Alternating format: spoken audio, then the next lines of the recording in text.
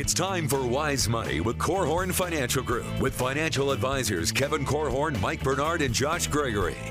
Welcome to another episode of the Wise Money Show with Korhorn Financial Group, where every week we're helping you take your next wise step in your financial life. Thanks for being with us. My name's Mike Bernard.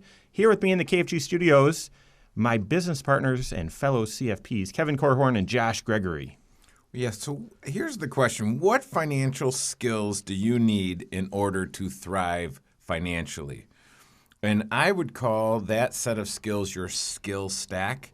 And what are those skills that you either need to acquire or hire so that you can achieve your version of financial success, or even just a foundational level of financial success? So we're going to educate and equip you today and then answer some questions this hour of Wise Money. That's right. That's right. If you have a question for the show, you want to participate in the show, we want to hear your questions. We'd love to hear from you.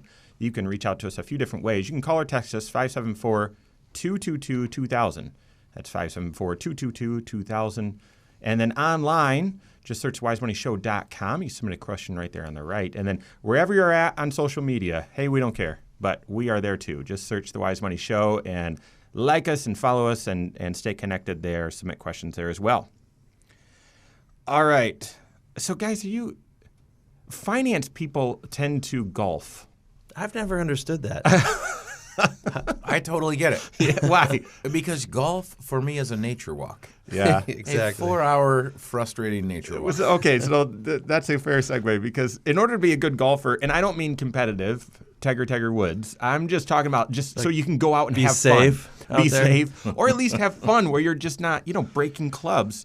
Yeah. You need to have several skills, and they need to sort of be stacked together, right? That's where the term, my short game's off, or comes together. Because if you don't have all these skills stacked together, if you can't hit the ball far, hit it straight, control your distance, pitch, hitting out of the sand, I'm terrible at that. What does pitch mean? You pitch pitching and wedge, gotcha. Or putting, what? Right? You don't need to be great in all those, but you need to have a base level of skill in each of those. Otherwise, you would never golf. I'm pretty amazing at keeping it right on the fairway. Just never the right fairway is my issue. I thought you were going to talk about in I've got putt-putt. a wicked slice. In putt-putt, you're pretty good at keeping it in the fairway. So, all right, let's apply that, though, to your finances, right? I mean, there's lots of different skills that you need to have in your arsenal in order to have some financial success. And it's not that you need to be master in each of these. We're going to talk about this, but you need to have some skills, some basic skills. And Kevin has shared that's called your skill stack. So we're going to share what we think your skill stack should be in the area of finance. But let's first talk about what is a skill stack. Did you come up with that phrase, by the way? I didn't. Is that a Korhorn original? No. I took it from the idea that we actually, with our technology, we have what we call a tech stack. Yep. And so as I was thinking about the idea of our tech stack, and we have all of these different programs that we run and pay for, I was thinking, well, what if I related to finances, what does my skill stack need to be? Mm-hmm. Because I either need to be I've seen this with a number of clients. They come to a fork in the road where they have to commit significant portions of time to building mastery in certain areas, or they have to hire that done. Yeah. So there are basic foundational skills that really everyone needs to have. That for the most part, unless you've got significant legacy type wealth, and you have people that do everything for you, you're going to have to do some things for yourself. And so if you have to do those things, you want to have some skill. Yeah. When I was growing up, one of the skills we had to have was running a lawnmower, because we mowed about 5 acres of our 100-acre farm for some reason. And jeez Louise. Dad, if you're listening. Come on, Dad. So then, but as soon as we moved to our first house on Lawrence Street in Mishawaka, I got a little lawnmower and I mowed. and that's what I thought I was going to be doing. But as the business grew and my career grew, we moved to a different house on Cedar Cove Court in Granger, and I said, I'm no longer going to mow my lawn. And I remember the day I was looking out back, and these guys, they would show up as a crew and mow my lawn in less than a half hour. And I looked out, and their mower, it kind of looked like it was broken in half. And I didn't fully understand what was going on, but I thought, if I had a mower, it's quite possible mine would be. But because I have delegated this, and I write a check once a month to these guys to mow the lawn, and you say, well, wait a minute. Didn't I have the skills to mow the lawn? I did, but in prioritizing other things in my life, I chose not to. So some of these skills you're going to need to develop and do for the rest of your life. Mm-hmm. Some of these skills you might develop and then hire those out. All right, so let's share ours, and then we can talk about, well, how do you acquire these skills, and then is this a delegatable one or not? So, Josh, what do you got? Well, I might throw some of these skills into different categories, and the first ones might center around this idea of gaining clarity in your financial life. I think we meet a lot of new folks who maybe come into our office not really fully knowing where they're at financially at any given time. And part of the work that we do is helping them take an assessment of where they stand, their present financial position. Where are you today versus where you want to get to in the future? And that's a skill, to be able to know and be able to track your own finances over time. It's also a habit, by the way. All of these things, if you gain the skill but you never have the habit of actually doing them, then what's the point? It's not actually going to give you lift in your life. So it's the application of these skills that matters. But I'm talking about things like understanding where cash flow is going, and also having the skill to know how to control where it goes as well. So I'm talking about budgeting versus tracking the cash flow in your financial life on a monthly basis. That's a skill. You need to have the right tools and systems in place. But just understanding, well, how complex do you need to get with this budget? Mm-hmm. How much of the minutia and the details do you need to be tracking? I actually just had a meeting with one of my clients' daughters who's in grad school, and now for the first time is kind of running her own finances, and she just needed some help understanding, well, how do I structure cash flow, because I'm living on loans and gifts and work that I do on the side. Yeah. So I was thinking that as well. It seems like the foundational skill that you can delegate some of it, but inherently you've got to have the skill of not spending more money than is coming in. And you took it a little geekier than, I'm proud of you. Way to go, Josh. You need to track it and all that sort of stuff. And that's can be some window dressing. No, there's a lot of value to that. But at the core, what's the skill within it is not spending more than is coming in each month. Live within your means, right? That's right. And so I would, and that's that's such a foundational skill that I would say it compounds into other skills as well. So, well, that one sets up the ability or the skill at just saving and investing for the future. That's my second one. If I were to look, I would say that the foundational skill is you've got to make sure that you spend less than what you take in, and then so if you've got that working, then what do you do with the difference? And then I would say the skill is you need to learn how to save that money. And I don't mean, logic would say, well, if you're not spending it, then it's being saved. Yeah, but it can be saved in different places for different purposes. And you need to have that skill of knowing, this money needs to be saved for the long term. This money needs to be saved for the intermediate term. This money needs to be saved for the short term. So I don't know. And guys, there's lots of other skills that kind of branch off of each of those two. But that's to me, that is it. If you were to look at someone's financial life, you're looking for those two skills. There's a lot more, and I'm just going to tell you. Before we started recording, Josh said he had 25. So I hope you have your seatbelt on. No, there's a lot to hit coming up here on the Wise Money Show with Korhorn Financial Group. All right, YouTube, thanks for being with us. This is the Wise Money Show. You're at the Wise Money channel. If you're new to this channel, welcome. Thanks for being with us. This is an hour-long radio show that airs locally here in Michiana every single Saturday. And so we record that, we air it. And then also on this YouTube channel, we share other informative videos, a vlog as well. So if you're not already a subscriber, I'd encourage you to hit that button and click that bell as well so you're notified. Leave comments below. You like the content, give it a thumbs up. You know you've got a son or daughter or someone who you think, hey, they need to get some of these foundational skills. This is a great way to share it as well. So, okay, guys, this is a shorter break, but let's go back to the fun. So golfing. So I did golf. That is not fun. No. So I did golf growing up. I actually even played on the golf team in high school. And my claim to fame, so if you made the golf team, you got out of pre-hockey conditioning.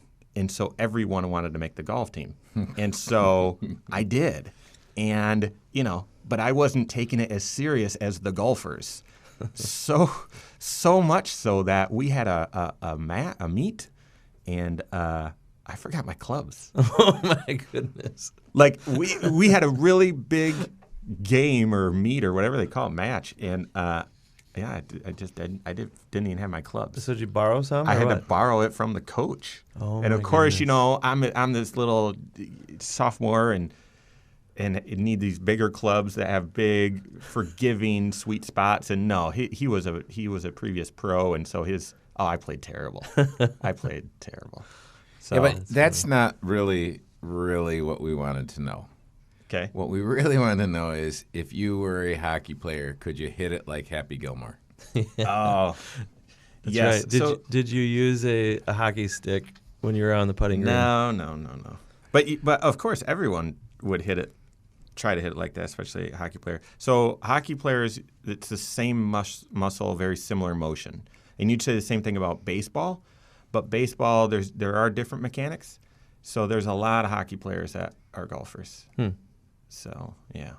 Interesting. Yeah. But we've played together sometimes, but you guys neither. That was like a decade ago. That was a long time ago. I haven't. Yeah. I don't think I've played in just probably takes 10 so years long. since being a dad. Yeah. It's a big commitment. And you really gotta love it, and then you need to be smart about, well, where do you fit this in? Yeah. It's hard to fit it Yeah, in. golf takes time and money. Yes. And most folks, if they've got one, they don't have the other. Yep. Do you hope to? Is that a part of your retirement? So my vision? folks Either are of you? probably watching this right now, and there was a time when they would golf sometimes twice a day, and now with arthritis and whatever, I think they still play very every day or every other.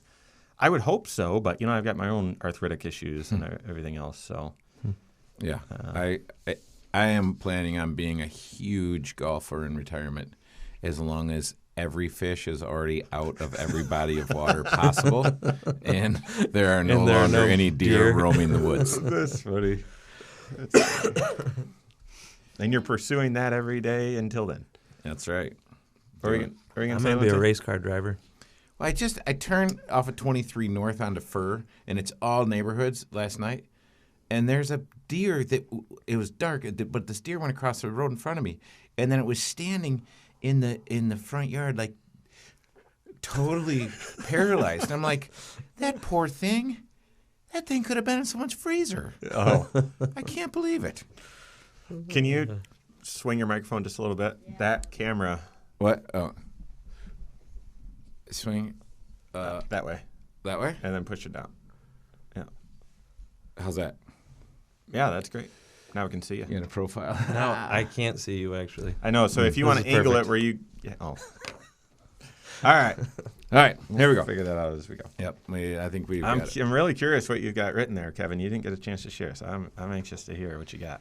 It'll cost you.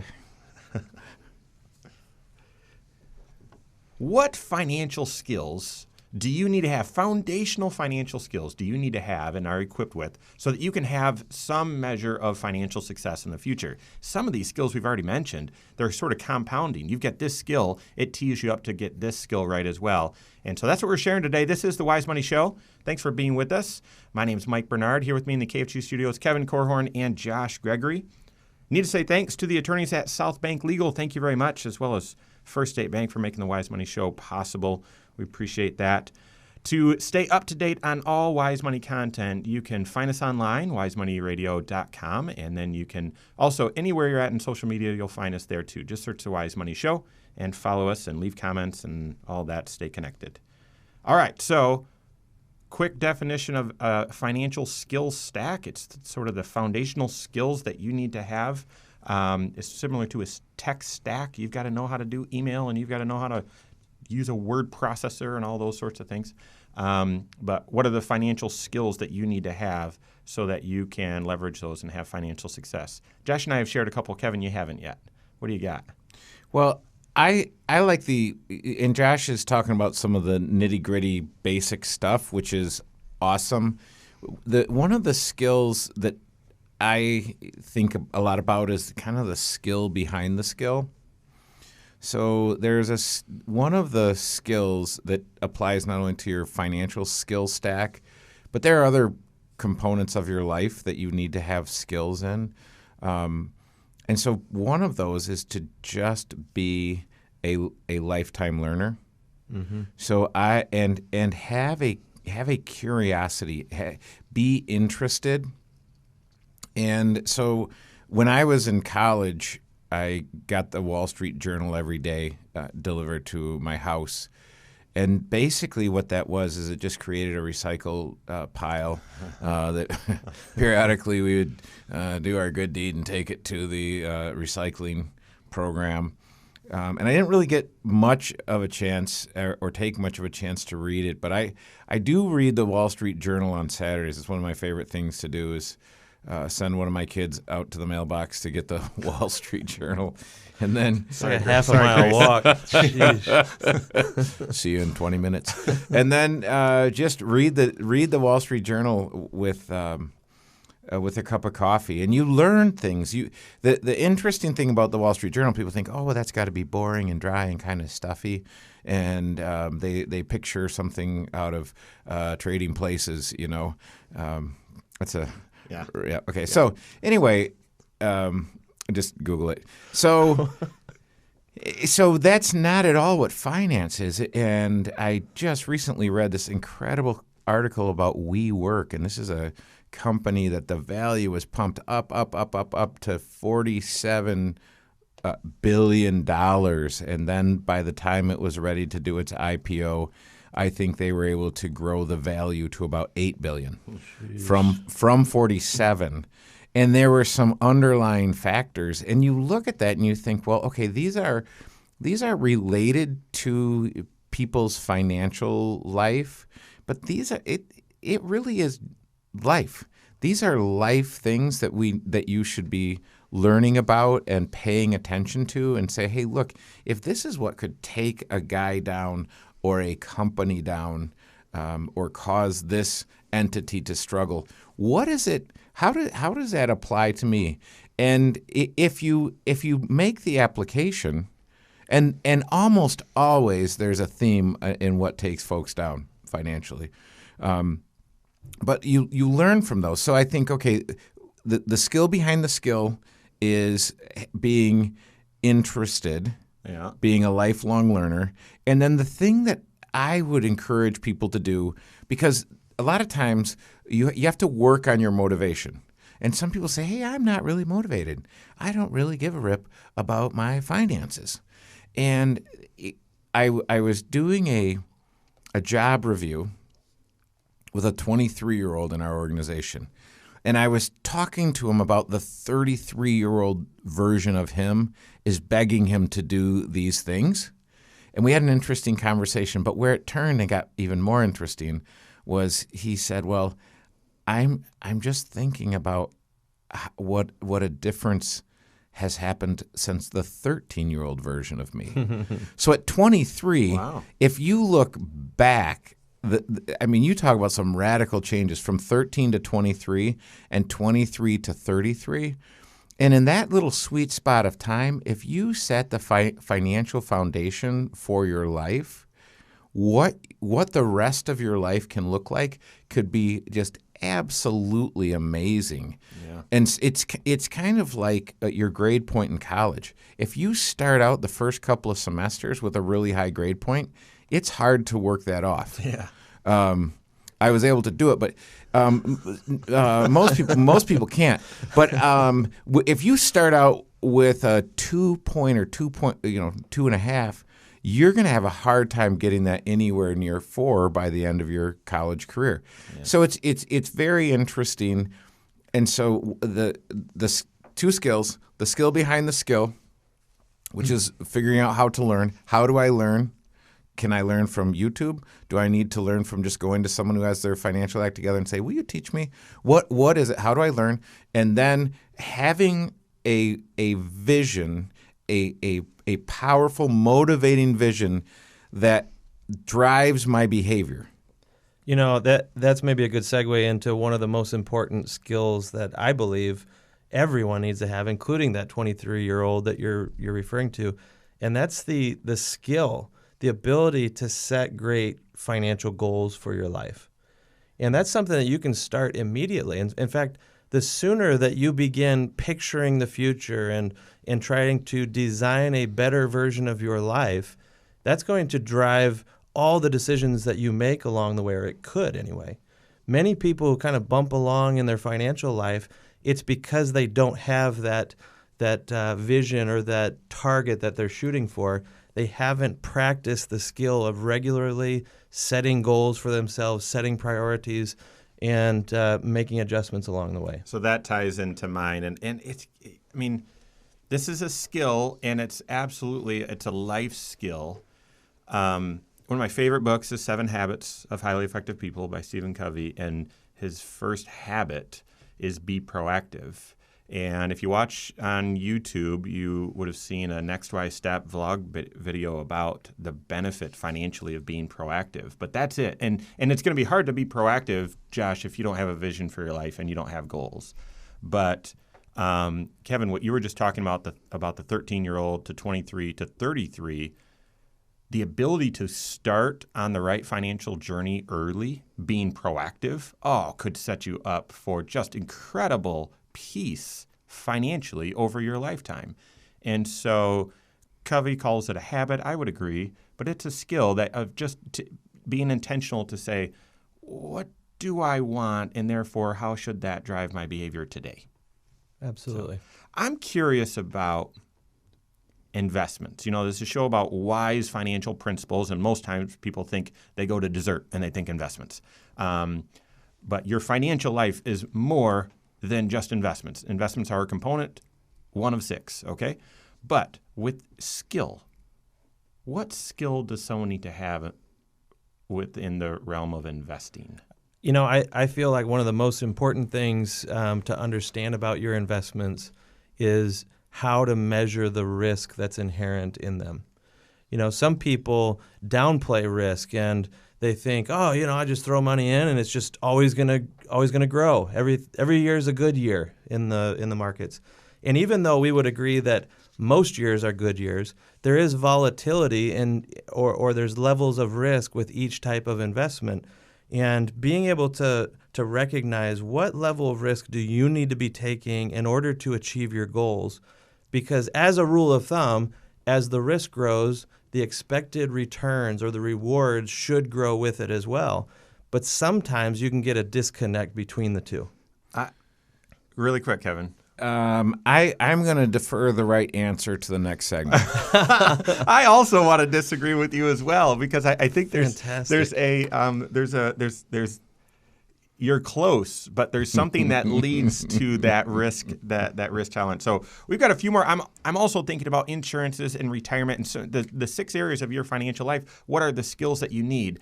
And so we're going to be hitting those. We also have a great question coming up about insurance and what you should expect how you should expect your premium to change. So we've got that and more coming up here on the Wise Money Show with Korhorn Financial Group. Oh, that's so good. And I'm not going to tell you. And I don't tell them either. I want to hear it. You're on the just going to show. repeat what I said. I know you. I know. I disagree. Here's what Josh just said. I disagree. My answer is it's all about risk. Creating controversy where there is none. Come on, we got to keep the listeners entertained. Such a showbiz kind of guy. Yeah. Huge controversy in the studio this morning. Okay, dude, let's go. Let's keep going. Keep going. I'm ready. I do have the right answer. All right. All right. I'll have my rebuttal ready too. All right. What are the financial skills that you need to have to be successful? But more importantly, right now, and I know you're thinking about this, what sort of investing skills do you need in order to have financial success? Can you delegate those completely? Or are there some foundational skills you need to have with investing? That's what we're talking about. This is the Wise Money Show with Korhorn Financial Group. Thanks for being with us. My name is Mike Bernard. I'm your host. Here with me, my business partners, Kevin Korhorn and Josh Gregory. Thank you to Bethel University Adult and Graduate Studies, as well as Diane Bennett and her Inspired Homes team. If you're not listening to the show on the YouTube channel, you can, and I'd encourage you to do so. Just go to YouTube, search The Wise Money Show. Every episode of The Wise Money Show is there, and then vlogs and other content's there as well. You can leave questions there. So subscribe to it, hit that bell, and smash that thumbs up button. So, all right, we're talking about your financial skills stack and what skills you need to have, either that you've hired from other people or foundational ones that you have yourself in order to have financial success. We're talking about investing. Josh said you need to have the skill of knowing what your risk level is. And that I want to take it from there, but Kevin, how would you what skill do you think is needed? And just a little caveat, I wouldn't disagree with Joshua if he was right. But the thing about this idea of measuring risk, and I like that is a very advanced skill, though. And when I look at what's foundational versus advanced, and what should I be on the hook for, what should I delegate, that I'm going to leave that one alone. And I say, if you were going to have a skill related to investing, it would be understanding the fundamentals of investing. You mean like measuring risk and returns? Is that what you're talking about? No. I actually wouldn't give a rip, especially if I'm young. I wouldn't give a rip about measuring risk. I would say that owning the greatest companies in the world gives you a hedge against the inflation that the greatest companies in the world create. So you want to own the greatest companies in the world. Now, some pointy-headed, geeky ivory tower academic might say, well, what's the risk inherent in those companies? No! Own the companies. So, and what's the best way to own the companies? You just own a little bit of them a month at a time or every 2 weeks at a time. And you just systematically invest, and you just have to know that investments go up and they go down. Okay, so I heard in there that the skill of saving periodically. So every single month, consistently over time. That is a skill I think you need to have. That's one you can't delegate away. The other one is, the reason why I disagree on risk is I think you need to have the skill of having the right expectations for investing, which you were saying, understanding how they work. Yeah, that's in essence what I said. And that's kind of what I said too, but whatever. You need to have the right expectations for your investments. Otherwise, if you don't, you could realize those expectations were wrong and make an enormous mistake. Or you just never get into the game. Yeah. To Kevin's point, investments go up and down. Own them over the long term. Get into them systematically, but understand what are the risks and what are the ones that you've been putting in your head. Because we've all heard stories of so-and-so lost their shirt in the stock market, or, man, I got burned back in 2008 and 2009. And because you haven't embraced this tool of long-term investing, some people check out of the game entirely, and it affects their financial future dramatically, more than they'll even realize. Yep. And so embracing the right level of risk so that you're not being too conservative in your financial life. It goes back to one of those very first skills that we mentioned. You need to live well within your means so that you have capacity to save for the future, and not just save, but invest for the future. Yep. Yep. And so here's the example. So I had a friend who thought that he wanted to be doing investments, so he bought and sold Marathon Oil. He was watching Marathon Oil, and he had a good sense for what it was doing, and it went up a pretty good margin. So he said, "Hey, I'm going to get out of Marathon Oil and get into Chesapeake Energy." And I think he got in at $6 a share, and he got out at 60 cents a share. That's heartbreaking. So I think the idea of understanding risk is a little bit of a fallacy. I think it'd be way easier to understand what you should do and not do. So what about so I love the idea of the skill of periodically investing, of just staying with it, and talk about that whenever the next recession comes. Commit now that you're going to continue to invest during that time. And then we all agreed that having the right expectations is also an important skill with investing. But what about knowing what investment mechanisms to use? Like you bring up a stock. Well, everyone owned Chesapeake Energy. A small sliver of it in some mutual funds they probably had, or if you own the S&P 500 index or something. But this individual that you mentioned owned a lot of it. They were concentrated in it. So you should have the skill of knowing what investment tools to use. And where to place those tools as well. You know, if we were to look at where your investment decisions or those skills align with tax-related skills, which type of tax shelters should you be using? What type of retirement accounts, whether it's an IRA or a Roth IRA? That is specialized knowledge that you may not have had when you first started on your journey of building for the future, when you first started your first job, that kind of thing. You may not know, do I use a Roth IRA? Do I use a traditional IRA? Do I use my 401k at work? But knowing which ones make the most sense in your financial life, choosing the right retirement vehicles and the investments inside them, to your point, is an important skill. Okay, so as we begin to kind of wind down this topic of financial skills, now that one, even which investments to use in which accounts, and then the tax strategies, are you suggesting each person needs to find out how to master that? Or are those two of the skills that really can be delegated away, and oftentimes because of the amount of time it takes to learn and stay up to date on those rules, should be delegated? Yeah, in my mind, I haven't been during this show distinguishing between which skills you need to have between your two ears versus your spouse having them, or having some professional or some guide coming along to supplement your skill level. Or better yet, someone who can guide you and educate you so that your own investment savvy, your own tax savvy is growing over time.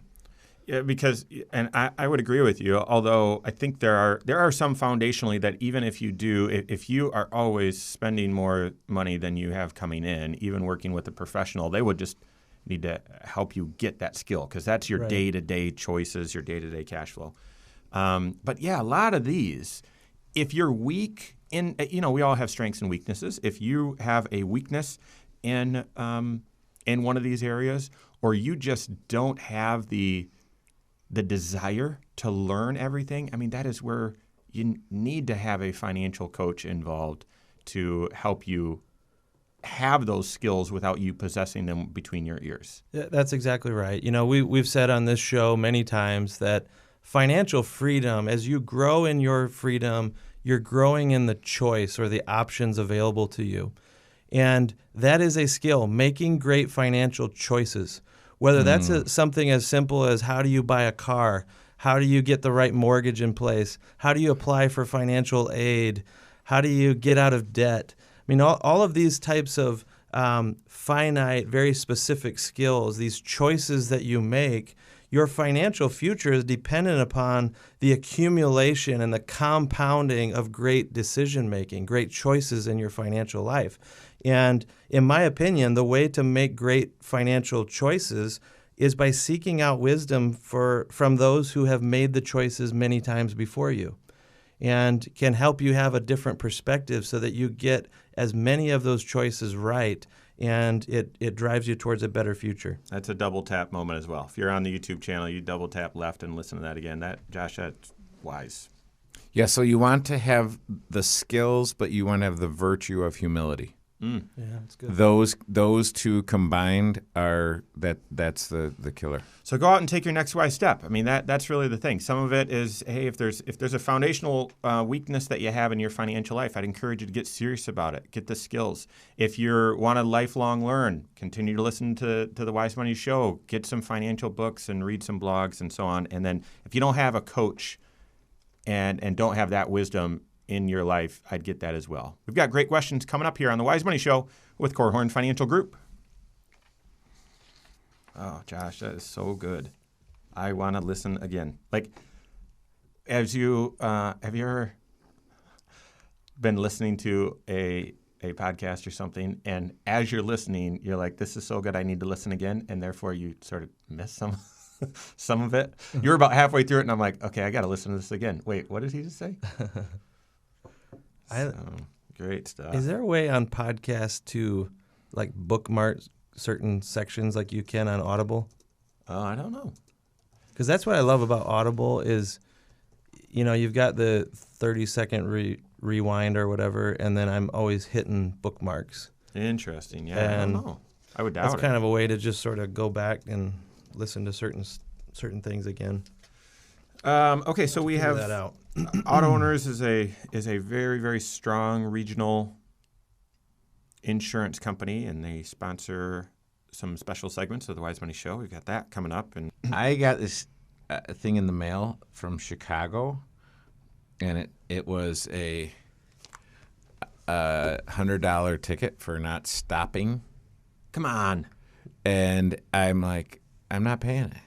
And then I'm reading the thing. It's like, well, you can go to this thing, this video. Because I'm like, I'm going to contest it.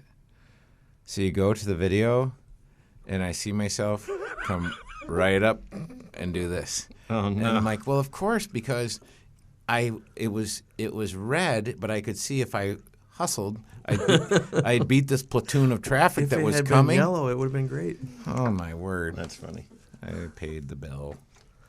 That's funny. That's impressive. I mean, can you imagine how much video would have to be out there? I mean, accessible? this is where, you get Big Brother. You start freaking Yeah. out a little bit. Like, It's wait like a Minority Report. As you should. Mm-hmm. Pull you over because you're about to Yeah. run a stop sign. That's crazy. A decade and some later, that crazy idea is still in your head. It is. Thinking about it. That's What a pretty great crazy. movie. Kind All of right. weird, but Yes.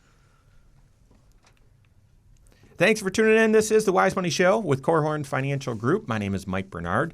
Here with me in the KFG studios, Kevin Korhorn and Josh Gregory.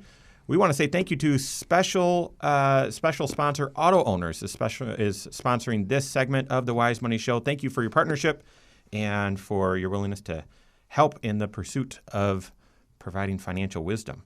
If you've missed anything and you love listening to podcasts, you'll find the Wise Money Show wherever you listen to podcasts. Just search the Wise Money Show and you'll find us there. I'd encourage you to subscribe to it and rate it as well and leave a comment. We appreciate that.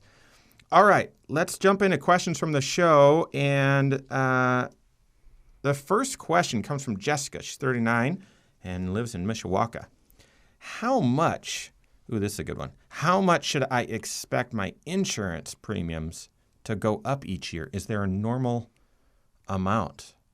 What do you guys... I get this question a lot because, cost is such a large component of your feelings about your insurance. Now, we would tell you, you've got to make sure you've got the right coverage. How do you know if you have the right coverage?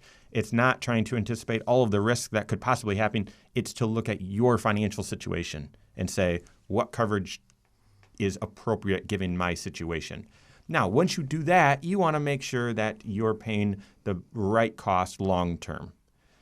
But, prices do go up consistently. And so what's a good expectation to have? Well, I think I would almost divide it between auto and home insurance because although you think, well, it's kind of the same thing and I'm writing one check to the same company, it's two totally separate things. So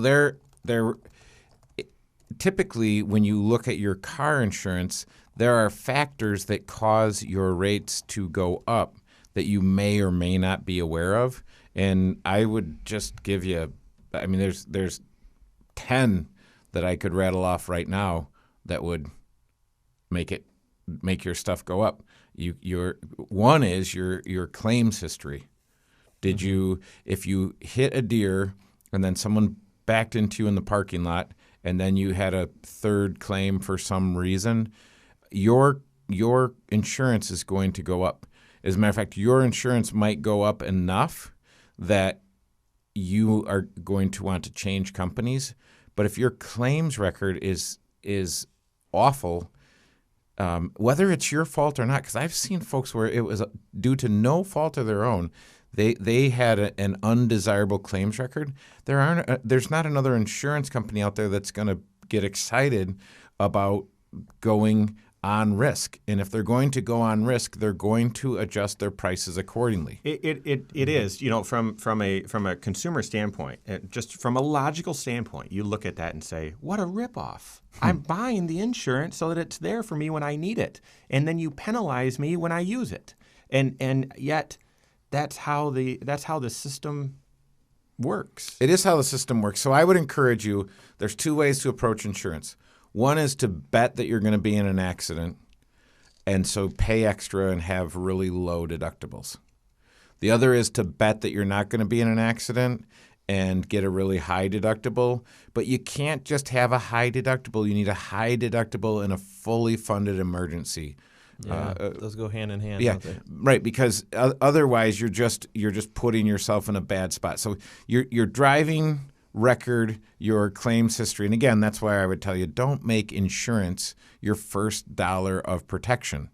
Make your cash reserves the first $1,000, I'd say up to $2,500 of protection. And so if you have a little fender bender or a ding here or there, get it fixed and write the check and don't claim it.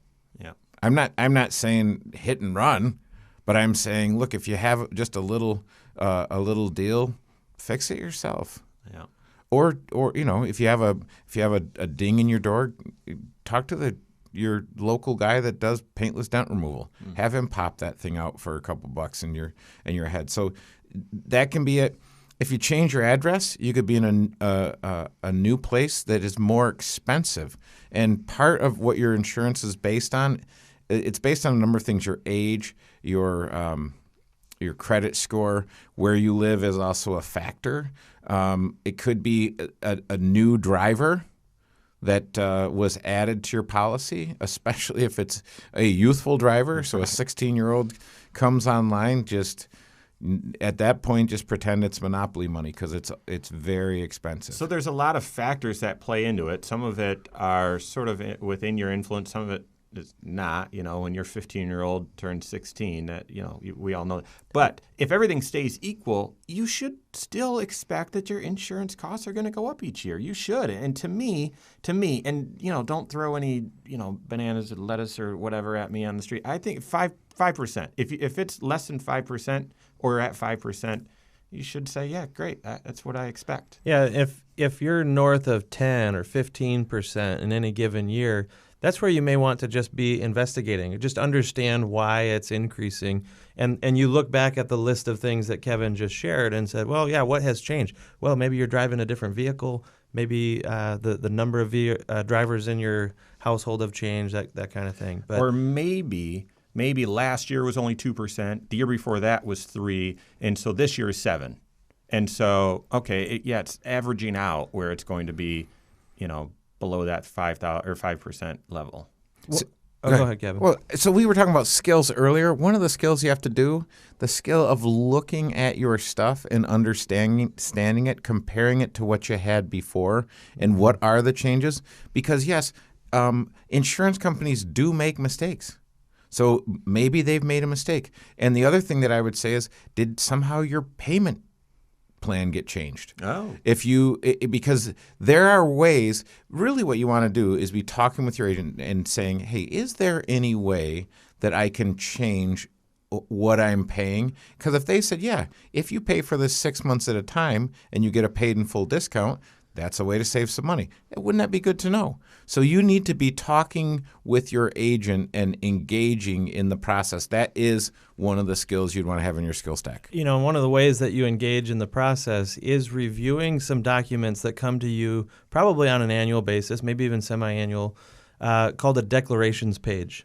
And you may look at that when you open it up and it says this is not a bill, but it has a bunch of numbers on it. A lot of people just set that aside and never even look at it because it doesn't require you sending some money in necessarily. It's also really confusing and really boring to look at too. It can be. And doesn't make any sense. And doesn't make any sense. But other than that, it's a great thing to review, Josh. You know what? This is where they're summarizing for you exactly what you're paying money for, though. And, one thing that's going to change over time is on your homeowner's policy. If you have replacement cost provisions built into this policy, the assumption is that the cost of replacing that house is going up over time. This is kind of inflation just happening right before your eyes. And so it's being ratcheted up at a certain rate. And so we would expect that if you're essentially buying more coverage every year, then the price would go up a little bit at a time. Yeah. Yeah, and if you've ever been in the situation where a tornado went down the street and your insured got the check because they had replacement coverage and they had the right amount, and everyone up and down the street had the wrong amounts of insurance and we're waiting on the check and we're getting the wrong amounts, and you can see the difference between insurance done right and not.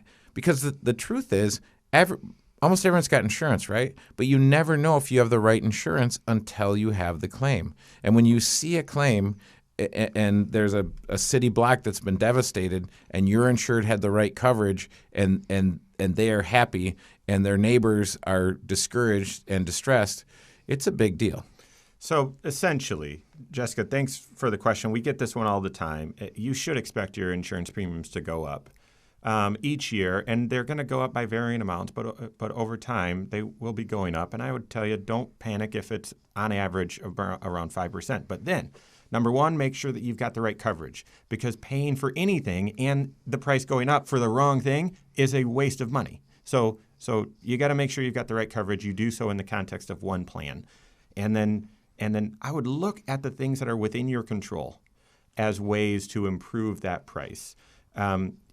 There's a lot of companies will offer a paid in full discount or some other discount, and you got to take advantage of those things. Otherwise, you're letting the little dollars slip through your fingers, and they can all compound towards your goal. So, great question. I hope that helps, and thank you, auto owners, for sponsoring this segment. That's all the time we have for today. On behalf of Josh Gregory, Kevin Korhorn, myself, and all of us at Korhorn Financial Group, have a great weekend. We'll see you next Saturday for the Wise Money Show with Korhorn Financial Group. Securities offered through Silver Oak Securities, member FINRA/SIPC. Advisory services offered through KFG Wealth Management, LLC. Doing business as Korhorn Financial Group. KFG Wealth Management, LLC and Silver Oak Securities Incorporated companies are unaffiliated.